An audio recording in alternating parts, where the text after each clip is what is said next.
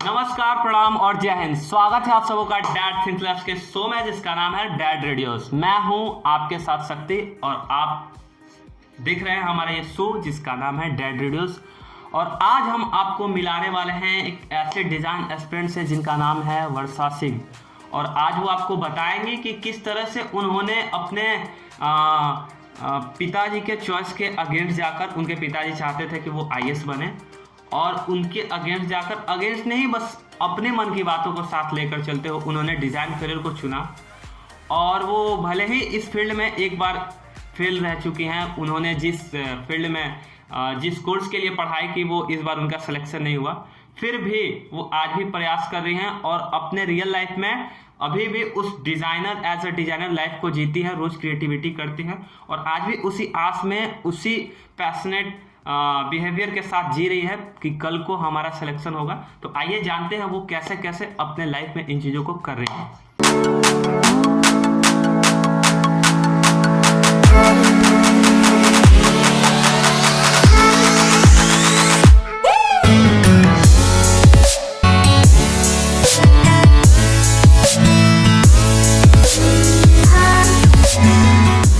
Hello.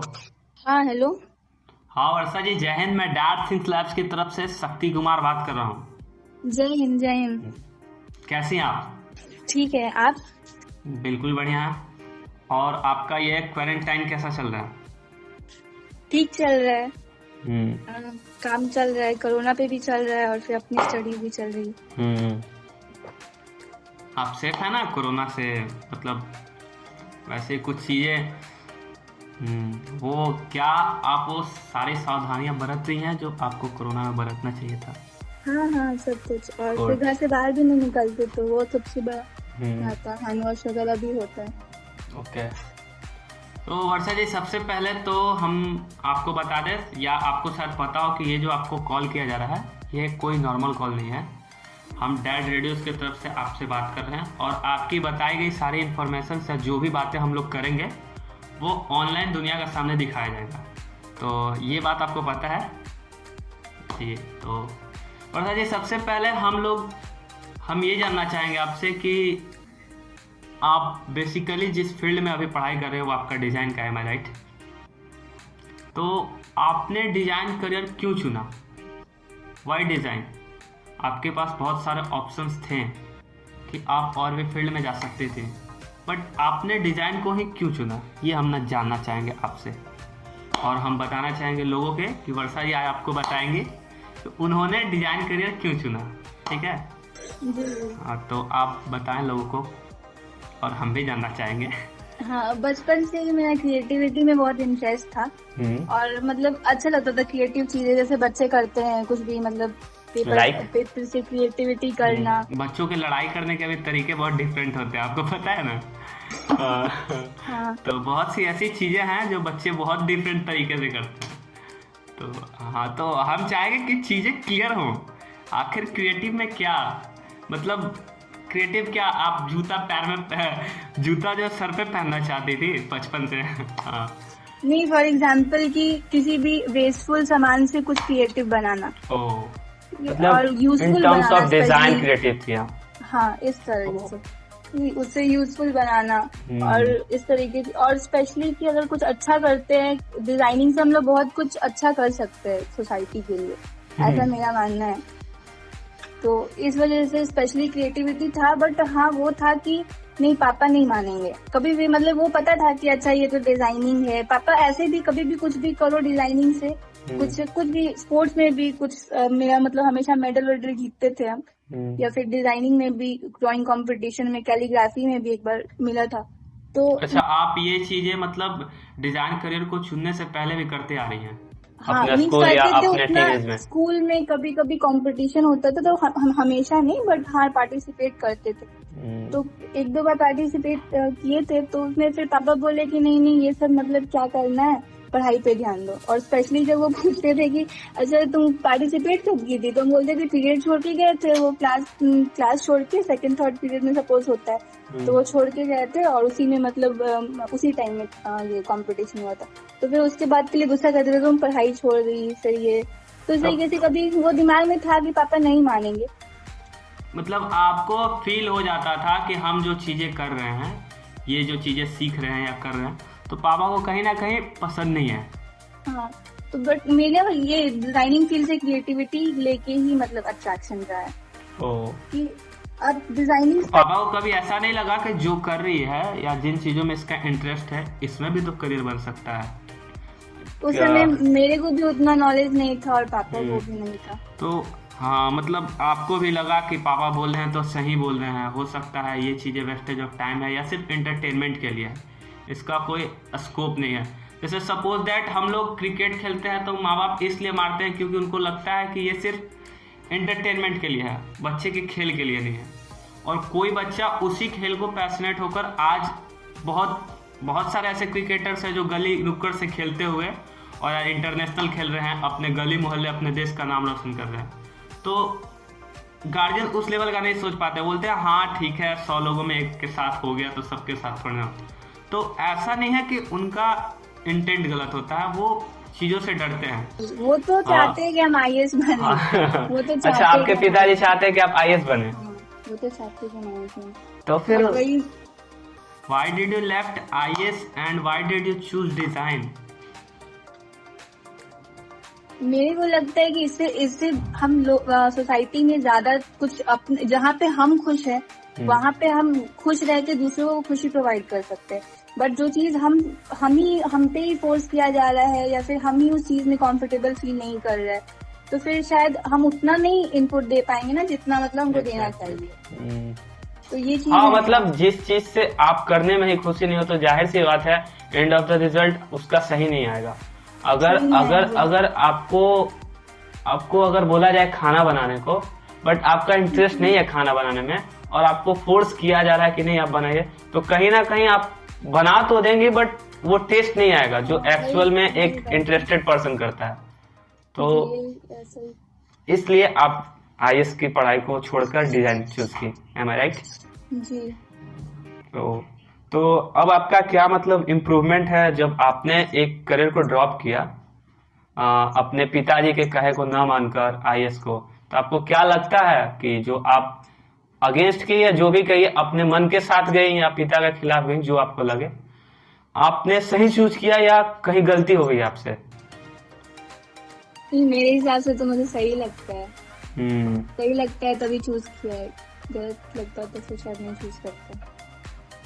तो एक तरह से तो आपके लिए ये चुनौतीपूर्ण रहा है क्योंकि आप अपने पेरेंट्स के अगेंस्ट जाते हो, उनकी सारी बातों को ना मानते हुए आप उन चीज़ों को चूज करते हो जो आप चाहते हो। तो कहीं ना कहीं आपको रिजल्ट देना होगा, उनको दिखाना होगा कि हाँ आप जो कह रहे थे वो सही था, बट मैंने जो चूज किया वो भी गलत नहीं है। अगर करियर उसमें है अच्छा तो इसमें भी है, और आपको अपना बेस्ट देना होगा। तो क्या आप अपना बेस्ट दे पा रही हैं या नहीं, ये चीज़ हम जानना चाहेंगे। बेस्ट दे रहे हैं, बहुत कोशिश कर रहे हैं कि जो भी मैंने डैड से सीखा है डिजाइन थिंकिंग, मतलब मैंने पहले भी एग्जाम दिया है बट कभी भी पहले तो प्रिपरेशन नहीं किया, वो अलग ही है। बट हाँ, कभी डिजाइन थिंकिंग भी कुछ होता है। फॉर एग्जाम्पल चलो ठीक है, बुक नहीं पढ़ा तो बुक तो पढ़ना भी नहीं है, शायद ही पढ़ना होता है, कॉलेज में भी कम पढ़ना होता है, बट वो जो डिजाइन थिंकिंग होता है, ऑब्जर्वेशन होता है, जो बहुत कुछ NID का भी एग्जाम मैंने इस वक्त पहली बार दिया था और बहुत आपने NID का एग्जाम दिया था? हाँ, और मैं नहीं हुआ, लेकिन एग्जाम देने का मुझे बहुत खुशी है, बहुत। पहले जो मैंने सुना हुआ था कि बहुत टफ होता है NID, नहीं होता है, मतलब बहुत कुछ होता है, और मतलब वीडियोस में भी सर बोलते थे कि क्या NID मुश्किल है, इस तरीके से वो बोलते थे। बट कहीं ना रहता था कि हाँ ठीक कुछ तो होगा, थोड़ा तो टफ होगा, कि मतलब कि इतना बड़ा बात बोला जाता है या कुछ भी। तो फिर लेकिन जब एग्जाम दिया और फिर सच में लगा कि नहीं, उतना टफ नहीं है, तो फिर वो मतलब डिजाइन थिंकिंग मैंने स्पेशली सीखा है और उसको ही इम्प्लाई करने की कोशिश कर रही हूँ। यू मीन टू से कि आप स्पेशली उन कोर्स में भले ही फेल रही जिसका आपने एग्जाम दिया, बट आपने अपने रियल लाइफ में डिजाइन प्रोसेस, डिजाइन चीज़ों को सोचना और पहले से बेहतर करना, ये चीज़ें आप सीख पाई। जी।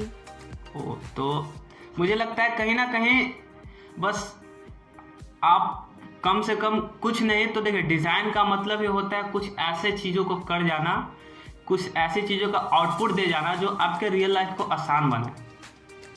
समझ नहीं है बातों को।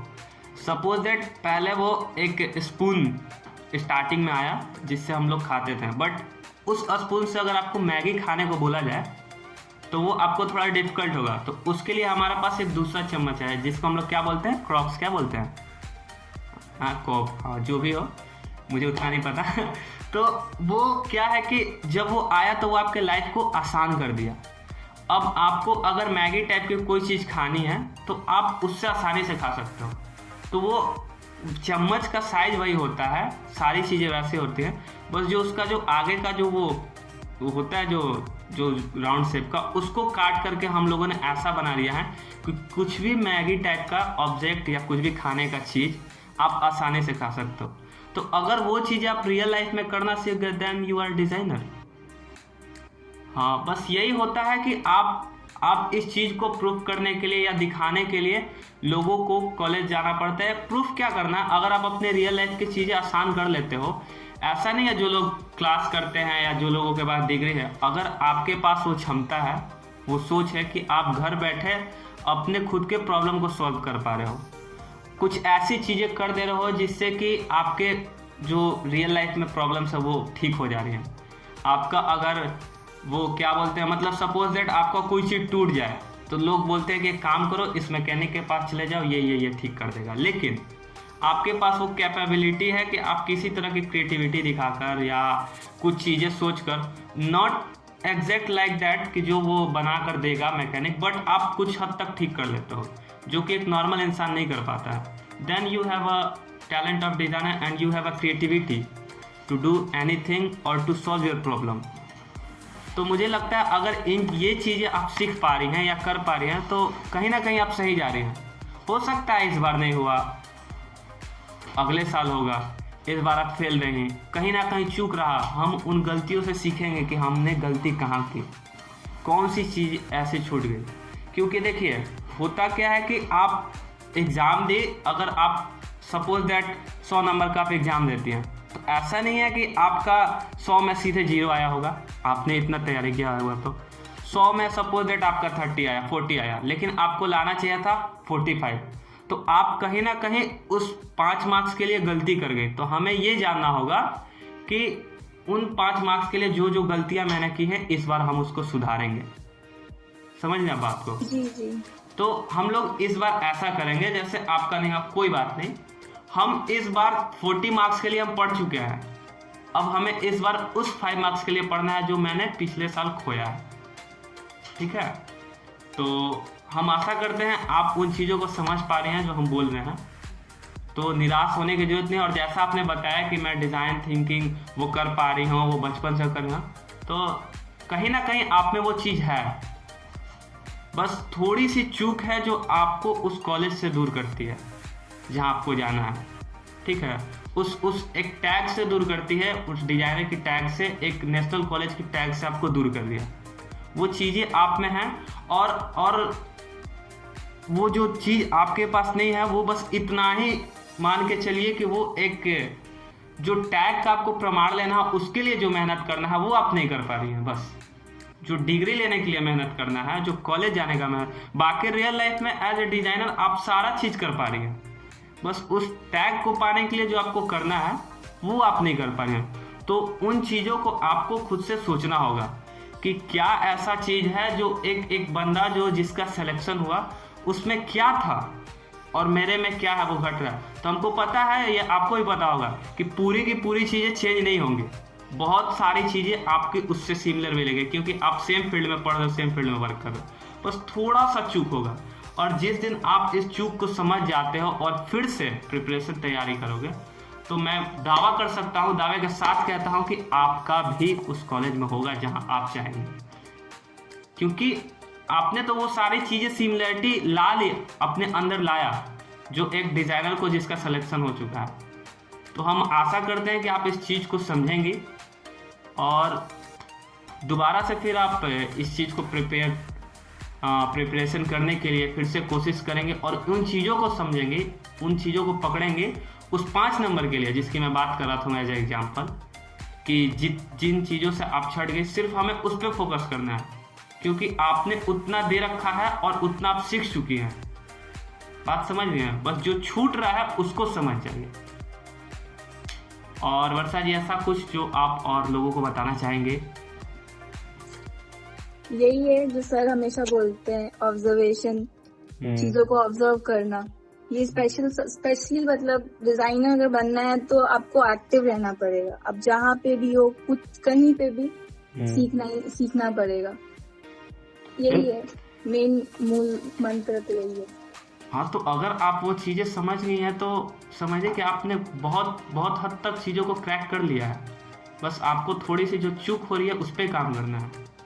आप जो बात कह रही हैं अगर आप वो समझ गई हैं तो then you have solve your problem. बस थोड़ी सी आपको कहीं चूक हो रही है और उस चूक को समझना है। तो चलिए, बहुत अच्छा लगा कि आपने बताया कि किस तरह से आपके प्रॉब्लम्स आए और आप बचपन से इस चीज़ में इंटरेस्टेड थी और उस चीज़ों को लेके आगे बढ़ रही हैं, और एक बार गिरने के बाद भी दोबारा आप उठ रही हैं इस चीज़ में, ये बहुत बड़ी बात है। तो हम आशा करते हैं कि जो आपसे गलतियां हुई हैं दोबारा ना हो, और उन गलतियों पे आप काम करके आप अपने सपने को साकार कीजिए। चलिए, फिर मिलेंगे कभी अगले शो में, टैड रेडियोस के शो में, और आपसे जानेंगे आगे के आपके इम्प्रूवमेंट, इन दिनों में अब क्या एक्सपीरियंस आप गेन करती हैं, आज की बात के बाद आपका क्या लाइफ में चेंजिंग आता है। और अगर आप चीज़ें समझ पा रही होंगी जो मैं कहना चाह रहा हूँ तो बिल्कुल कुछ ना कुछ इम्प्रूवमेंट आएगा। तो चलिए, ठीक है, आज के इतना ही। जय हिंद। तो जैसा कि आपने देखा किस तरह से वर्षा अपने लाइफ को जी रही हैं। वो एक बार NID का एग्ज़ाम दे चुकी हैं जैसा कि उन्होंने बताया, और उनका सिलेक्शन नहीं हुआ, और वो बता रही हैं कि मुझे फेल होने के बाद भी वो चीज़ें, उन्हें इस बात का कुछ अफसोस नहीं है, कुछ दुख नहीं है, क्योंकि वो समझ रही है चीज़ों को कि डिज़ाइन फील्ड में जाने के लिए या डिज़ाइनर बनने के लिए भले ही हमारा 1 साल लेट हो जाए कॉलेज, बट अगर आप वो चीज़ें रियल लाइफ में नहीं ला पा रहे हो तो इसका कोई मतलब नहीं है। तो सबसे बड़ी बात वो ये चीज़ें समझ गई हैं। फेल होने के बावजूद भी जो इन्होंने ये समय दिया अपना, तो इन चीज़ों को तो समझ गई हैं वो। तो हम भी चाहते हैं कि आप सबसे पहले इस बात को समझिए कि कॉलेज में सिलेक्शन होना ना होना अलग चीज़ है। वो आपको एक प्रूफ देता है कि हाँ, आप ये जानते हो, आप डिज़ाइन के बारे में इतना ये आपको पोस्ट है, बस इतना अंतर होता है। क्योंकि हो सकता है यार कि रियल लाइफ में भी वैसा इंसान है जो उस डिज़ाइन कॉलेज में जो स्टूडेंट पढ़ रहा है उससे ज़्यादा उसे समझ है, उससे ज़्यादा क्रिएटिविटी है उसमें, बस वो उस कॉलेज को नहीं पा पाता है। तो हमें इस बात का मलाल नहीं होना चाहिए अगर आपका सिलेक्शन नहीं होता है। इम्पॉर्टेंट ये है कि आप अपने रियल लाइफ में किस हद तक एज ए डिज़ाइन चीज़ों को ऑब्जर्व कर पा रहे हो, वो चीज़ें कर पा रहे हो जो एक डिज़ाइनर को करना चाहिए। तो हम आशा करते हैं आप इस चीज़ को समझेंगे और अपने रियल लाइफ में अमल करेंगे।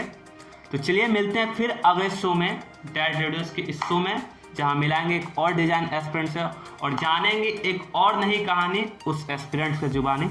तब तक के लिए जय हिंद।